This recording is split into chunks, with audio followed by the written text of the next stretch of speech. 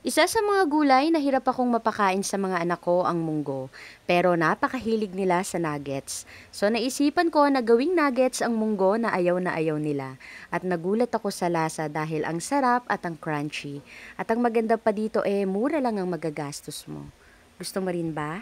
Tara, luto tayo. Pero bago tayo mag-start magluto, gusto ko munang i-flex sa inyo yung nabili ko na paper plate holder. Ang ganda nito, saktong-sakto pag may mga kainan sa bahay ninyo or may outing kayong pupuntahan. Kakailanganin natin dito ng 1 cup ng munggo at hugasan muna natin ito ng mabuti bago lutuin. At sa pagluluto nga nito ay maglagay tayo dito ng 3 cups ng water at maglagay tayo ng isang chicken cube para maglasang chicken itong ating gagawing munggo. Gagamit din pala tayo dito ng bawang at sibuyas at hiwain lang natin ito ng maliliit. Kung may food processor po kayo, pwede rin na gamitin ninyo yon para mahiwa ng maliliit itong ating mga sangkap na kakailanganin. After kung ang maluto yung munggo ay tinanggal ko lang yung excess water, then pinalamig ko muna. Ilagay na rin natin dito yung iba pang mga sangkap na kakailanganin. 1 cup ng breadcrumbs, yung hiniwa nating bawang at sibuyas. Timplahan na rin natin ito ng asin, paminta, garlic powder, 2 itlog at konting seasoning. Haluin lang natin ito ng mabuti hanggang sa ma-well combine na lahat ng mga ingredients. Then pwede na tayong mag-start gumawa ng munggo nuggets. At kung anong shape naman ng nuggets yung gagawin ninyo ay nasa sa inyo na po.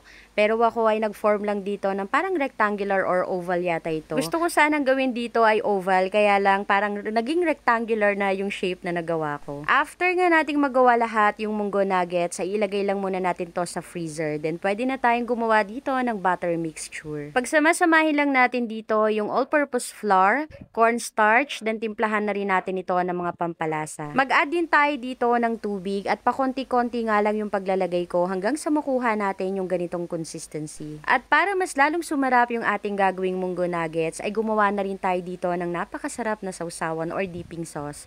Nagmix lang ako dito ng mayonnaise, milk, lemon, water, at mga pampalasa. Mag-add din pala tayo dito ng garlic. Haluin lang natin ito at meron na tayong garlic mayo sauce. At once okay na nga yung ating butter mixture at yung garlic mayo, pwede na nating lutuin yung munggo nuggets. Bago nga natin ito lutuin para maging crunchy, lagyan muna natin ito ng all-purpose flour.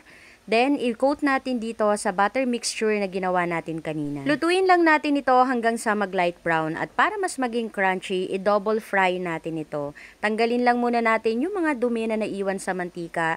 Then, iprito uli natin ito ng mabilisan lamang. At pag ganito na nga po yung kulay na golden brown na okay na po yan. Ahunin na natin sa kalan. And ready to serve na ang ating munggo nuggets. Promise, ang sarap nito.